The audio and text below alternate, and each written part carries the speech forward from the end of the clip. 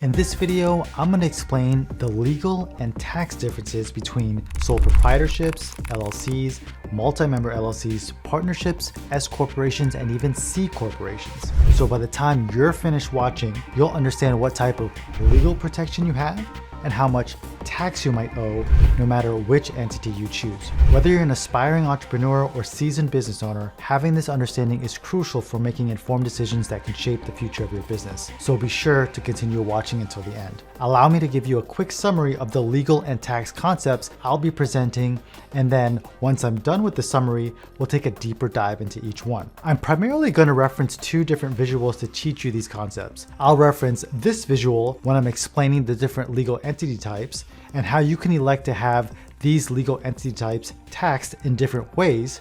And while covering this slide, I'll also discuss the tax forms, the due dates of these forms, penalties for not filing timely, and of course, the liability protection you may receive by forming these entity types. And I'll be using this visualization to teach you what type of taxes you have to pay, as well as how much you have to pay depending on which tax classification you elect. So when you get to this portion of the video, you'll learn how much Social Security taxes, Medicare taxes, federal income tax, and state income tax you pay if your business earned a profit of $100,000 in each of the four tax classifications. So as you can see, we have a lot to cover, so let's jump right into the video. But before we do so, let me quickly introduce myself. My name is Navi Miraj. I'm a CPA who teaches entrepreneurs how to save thousands of dollars in taxes. I do that for free here on social media, but I also teach it in a much more comprehensive and easy to understand manner through a course. The course is designed to take someone who knows nothing about business taxes and convert them into a tax-savvy entrepreneur who learns and implements tax strategies that can save them thousands of dollars. You can find more details about the course on my website, which is navimuradcpa.com. Okay, so a moment ago I showed you this slide with a bunch of arrows on it and different boxes and stuff. I want to start from the beginning, start fresh. And sort of give you this foundational understanding before I go into talking about those various things. So what I want you to understand is that when you form a business, you are actually making two decisions simultaneously. Those decisions are what type of legal entity your business will be operating as, and how will that legal entity type be taxed. So across the top here, we have the different legal entity types. So as you can see, we have the sole proprietorship, single member LLC, multi-member LLC, and C corporation. Those are the legal entity types that you can form by going to the Secretary of State website for your state. Below here, we have the various tax classifications. So these are how the various legal entity types can be taxed. So you see here, we have sole proprietorship, S corporation, partnership, and C corporation. Okay, with that sort of understanding in place, let me explain to you what these blue arrows signify. So these blue arrows are what I call the default tax classification for the legal entity type shown above. So if you form a sole proprietorship, then by default, it will be taxed as a sole proprietorship. That might sound a little bit weird because the sole proprietorship is a legal entity type, and it's also a tax classification, okay? So you can form a sole proprietorship, and by default, it's taxed as a sole proprietorship. Now, you can also form a single member LLC, okay? And so when you form a single member LLC, that means there's just one member, it's you. It, by default, is taxed as a sole proprietorship. And I'm gonna say by default a lot here, and what I mean by that is like, there's no checkbox anywhere when you're filing these documents to tell the state how you want to be taxed. This is just the default. This is what happens whether you realize it or not. This is how your business will be taxed, okay? So a single member LLC will be taxed as a sole proprietorship. A multi-member LLC, so that means you form an LLC and there's more than one member, that's going to be taxed as a partnership by default, okay? So again, no checkbox to mark, hey, I want to be taxed as a partnership. That's just what happens when you form a multi-member LLC. And then we have the C corporation, okay? So if you form a C corporation at your state level, then by default, it's also going to be taxed as a C corporation. It's kind of similar to the sole proprietorship in the sense that a sole proprietorship is a legal entity and a tax classification, and the C corporation is a legal entity as well as a tax classification. That'll make more sense a little bit later. Let me now explain what these red arrows signify. So what the red arrows signify is that these are various ways that you can have the legal entity types taxed by making a tax election. You would make that tax election at the federal level, typically using a form called Form 2553. Okay, and so you see here that a single member LLC can be taxed as an S corporation, a multi-member LLC can be taxed as an S corporation, and even a C corporation can elect to be taxed as an S corporation. Let's home in on the S corporation for a second here. An S corporation is not a legal entity type, which is why you don't see it across the top of the screen here. You cannot go to your state and form an S corporation.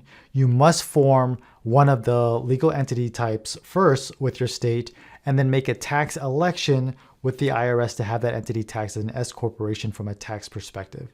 So you may have an LLC from a legal perspective, which is taxed as an S corporation from a tax perspective. I just wanted to drive that point home. I know I mentioned that a moment ago.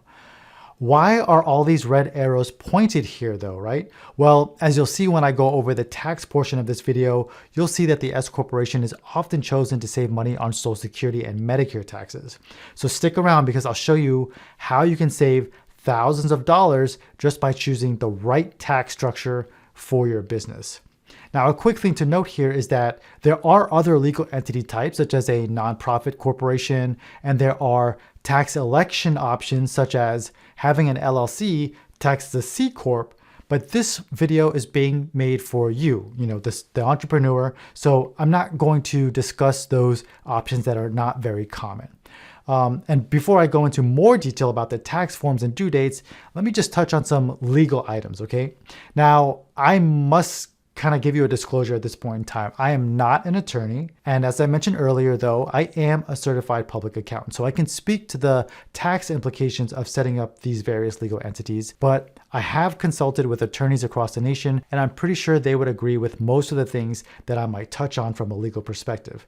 But in all fairness, you would want to consult with your business attorney to see if they agree with what I'm saying here. So consider this portion of the video sort of informational in nature and definitely not legal advice specific to you. So, okay, the sole proprietorship.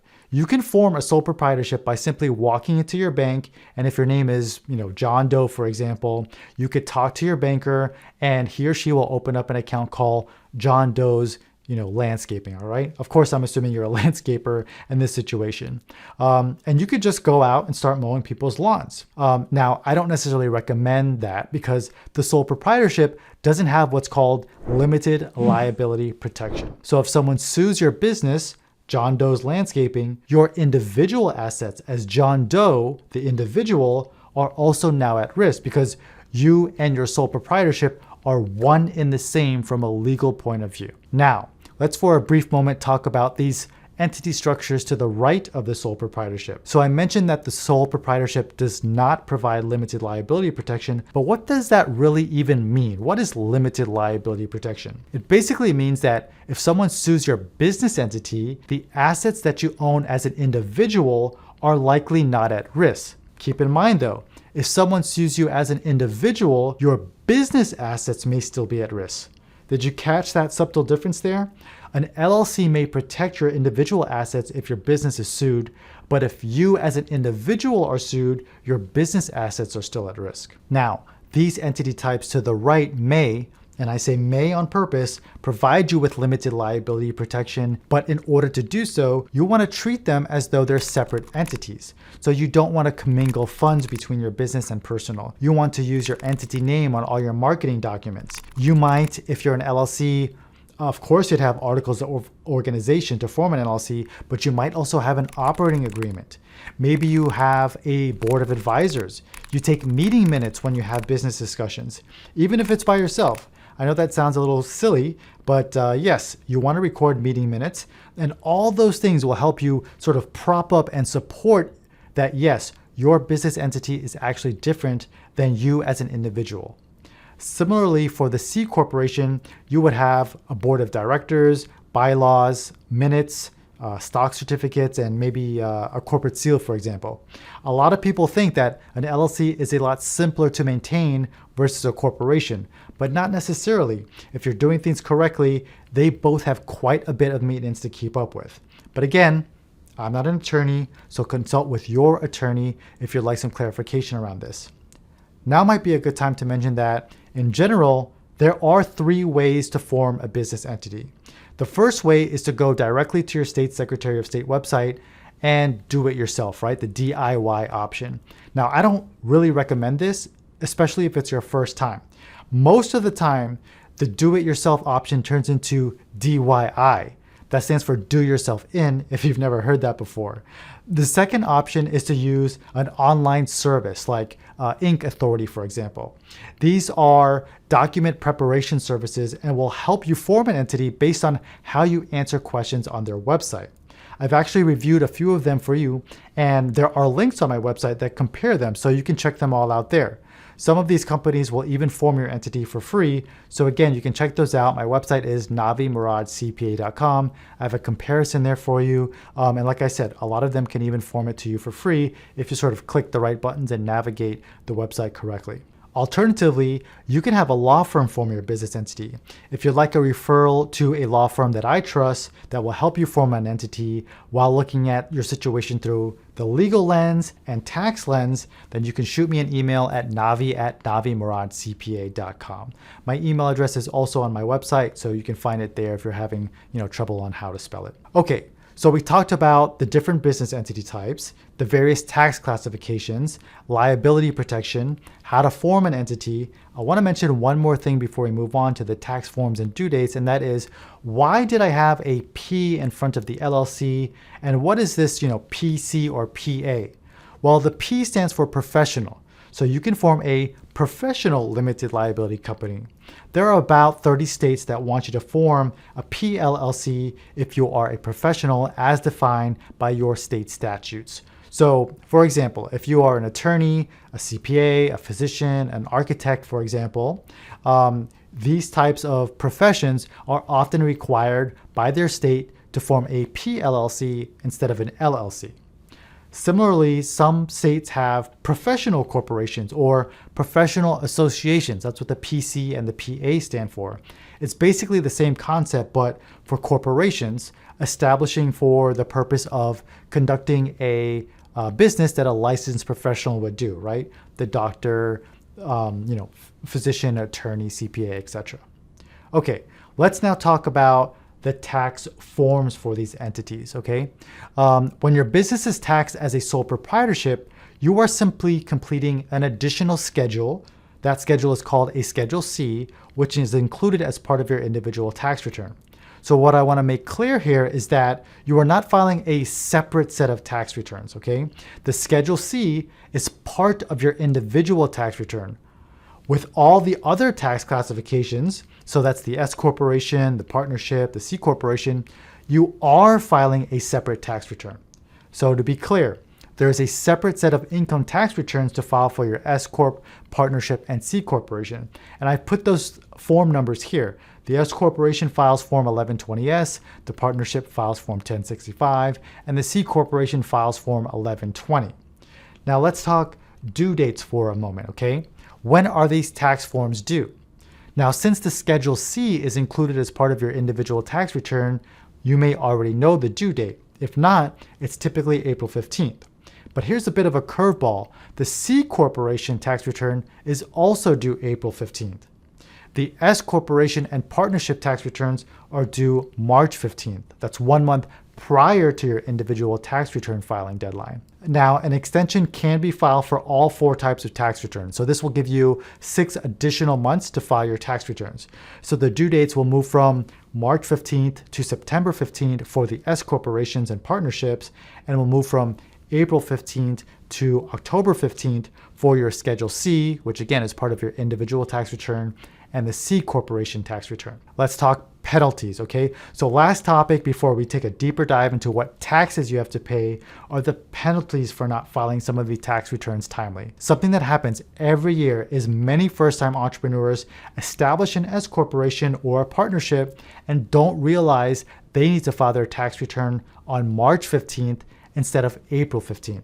Well, the penalty for not filing on time is pretty steep, so be sure to file your return timely or file an extension if necessary. The penalty is $220 for each month or part of a month the return is filed late, and that is per shareholder in the case of an S corporation, or per partner in the case of a partnership. So think about it. In a partnership where you have at least 2 partners, even if you file it on April 15th, you miss some of March and some of April. So that's 2 months times $440 since there are 2 partners, and all of a sudden you're at $880 penalty. Okay, so that was quite a lot. Let's quickly recap what you learned so far before we move on. So far you learned the different legal entities you can form, what PLLCs, PCs, and PAs are, the different tax classifications, what to do to ensure you receive the liability protection your entity is supposed to provide, how to form an entity, sometimes even for free, what are the tax forms you need to file, what are the due dates you need to file by, and lastly, the penalties for filing late. Okay, with that all out of the way, let's now transition to the tax portion of the video. But before I do so, do me a favor and like this video if you already learned something. And if you learned more than one thing, leave me a comment below or share this video with a fellow entrepreneur who might be trying to understand these same concepts. All right, so before you panic, let me just say that you are going to understand this by the time you finish watching this video. So don't freak out by all the colors and the columns and the numbers here, okay? Remember a moment ago, I shared with you that there are 4 main tax classifications. Well, that's what these 4 columns represent here. We have sole proprietorship, S corporation, partnership, and C corporation. So what I'm going to do is show you what taxes you have to pay when your business is structured like these 4 tax classifications. So in our example here, I'm going to show you, if you earn $100,000 in profit in your business, I'm going to show you what taxes you might have to pay as an individual and what taxes your business might have to pay.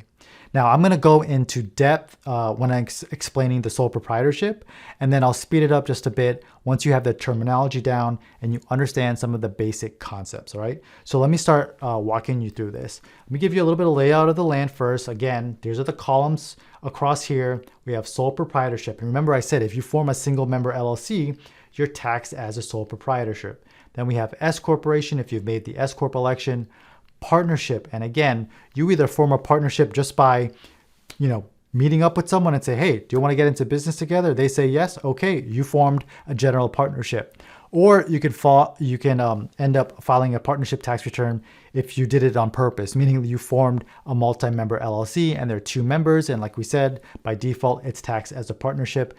And then the C corporation. You went to your state, you filed a C corporation, and so you're going to get taxed this way, okay? So let's go one by one. Sole proprietorship. What I'm saying here is that your business revenue is $125,000. What that means is, let's say you perform a service or you sell products, all the customers for the entire year, they paid you $125,000. So your business sales was $125,000. Then you had $25,000 in business expenses. This could be advertising and marketing. This could be legal fees. This could be social media ads, okay? Your business expenses were $25,000. So you have a business profit of $100,000, okay?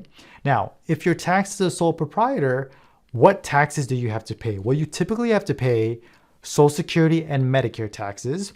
When you're a sole proprietor, for whatever reason, the IRS kind of does something a little bit silly and they call that self-employment taxes, okay? So those are synonymous terms. Social Security and Medicare tax and self-employment tax are kind of synonymous in the sort of sole proprietorship tax world.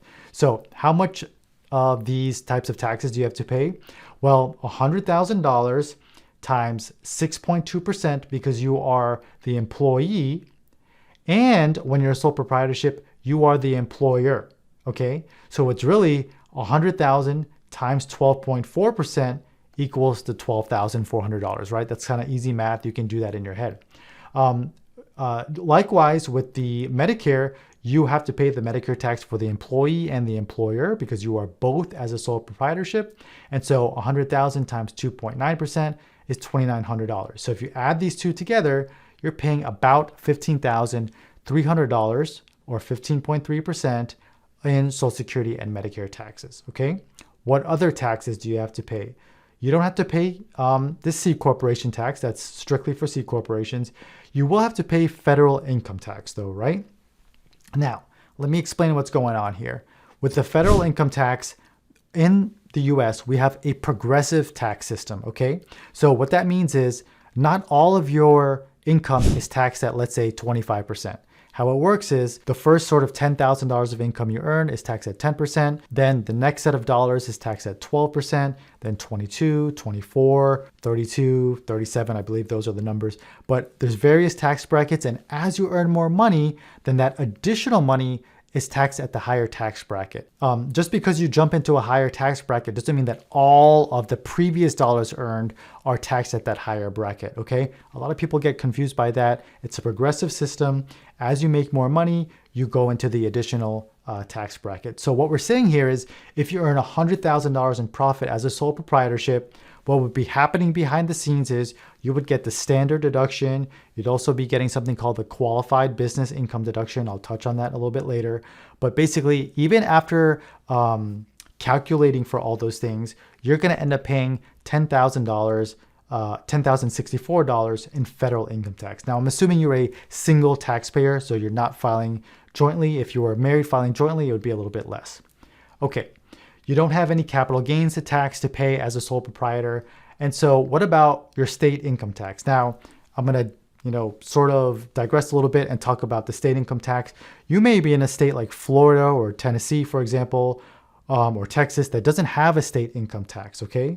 Or you might be in a state that has a fixed income tax. So states like, I think Alabama, for example, might just say, hey, whatever your taxable income is, we're going to tax that at 5%, okay? So all of your tax or all of your income is taxed at 5%.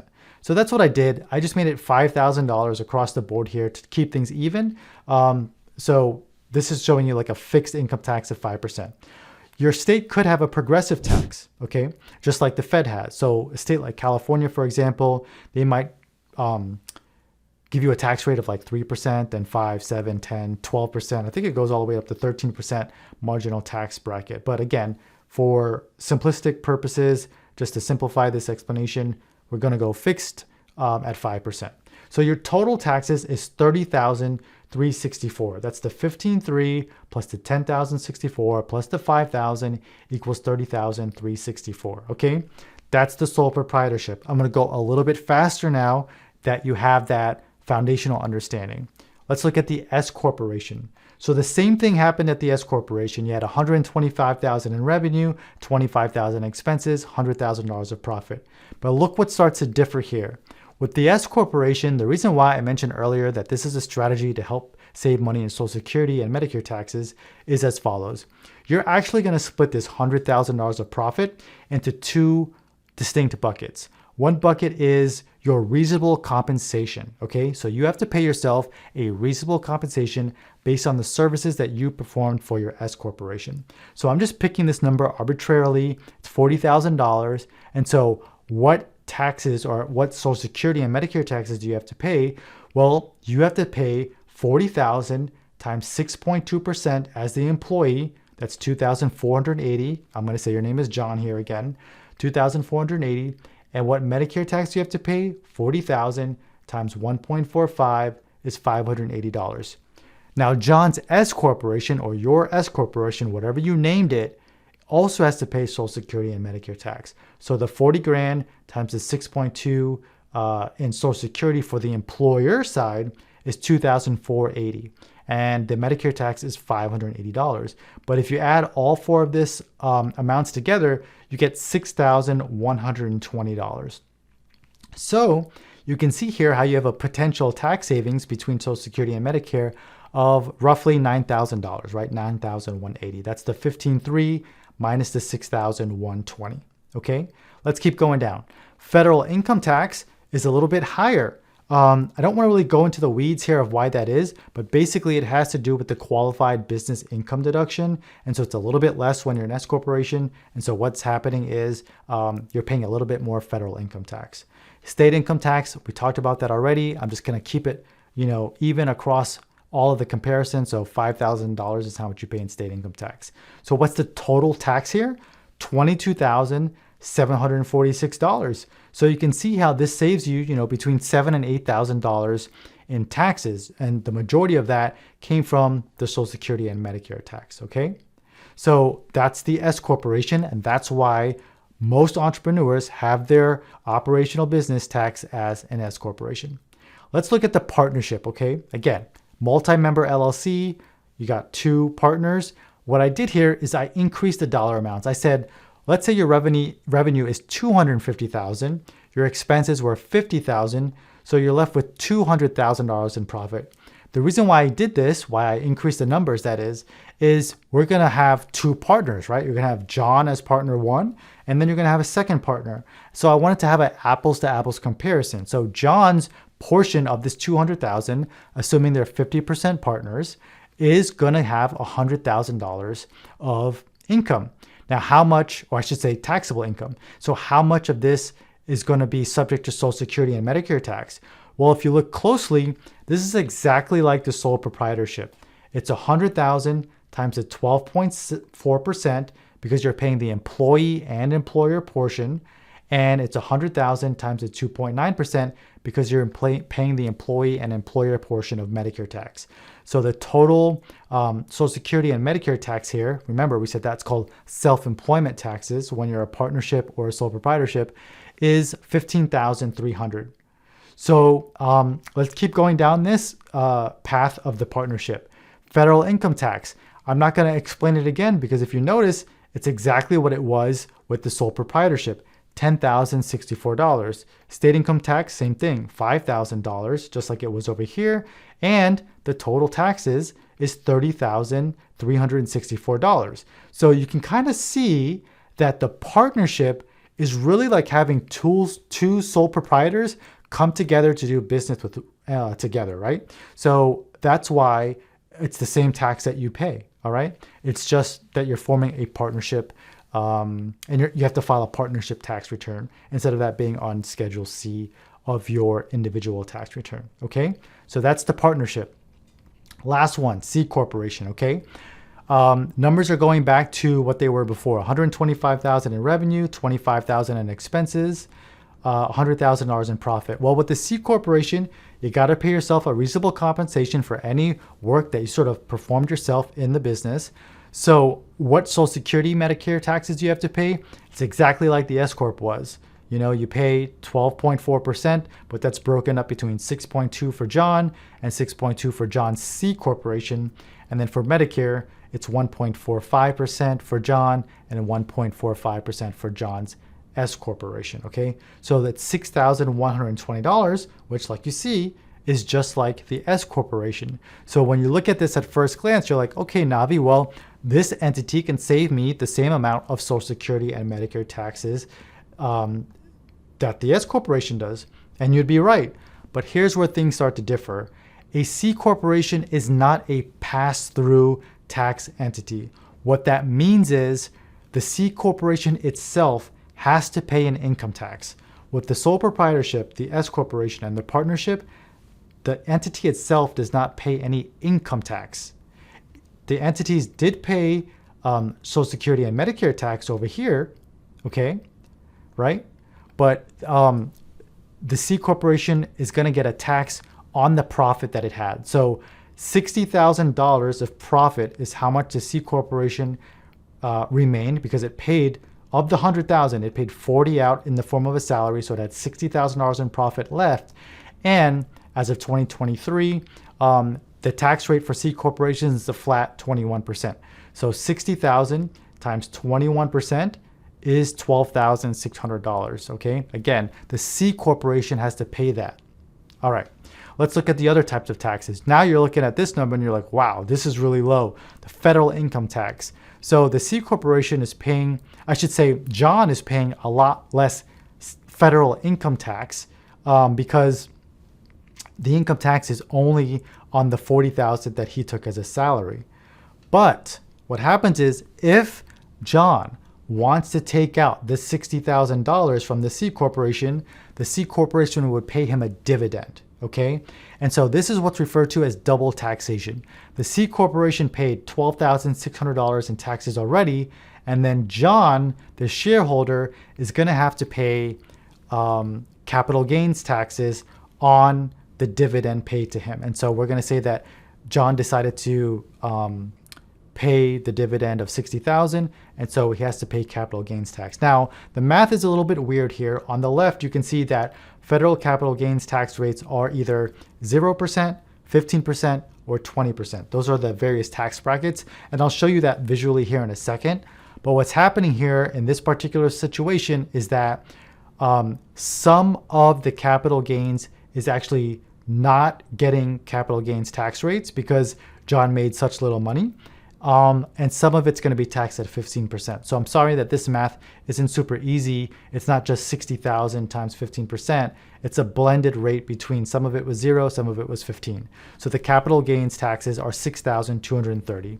State income tax, again, is $5,000. I'm just keeping that uniform across all four. And so the total taxes is $32,870, which is even more tax than you would pay as a sole proprietorship, all right?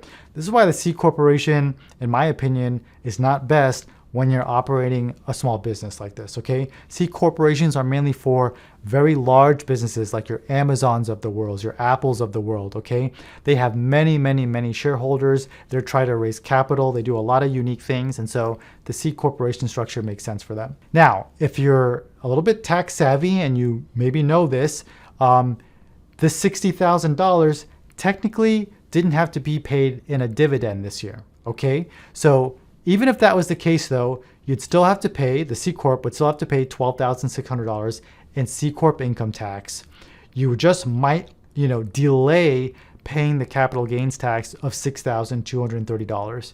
But if you subtract $6,000 from this number, you still get about $26,000 or so, which is still higher than the S corporation, right? So it's not really a strategy that most people think it is. It's not really the best strategy out there, especially for your small business owner. Okay, so in a moment here, I'm going to show you sort of a tool that you can use to recreate all these numbers for yourself because your numbers are likely going to be different.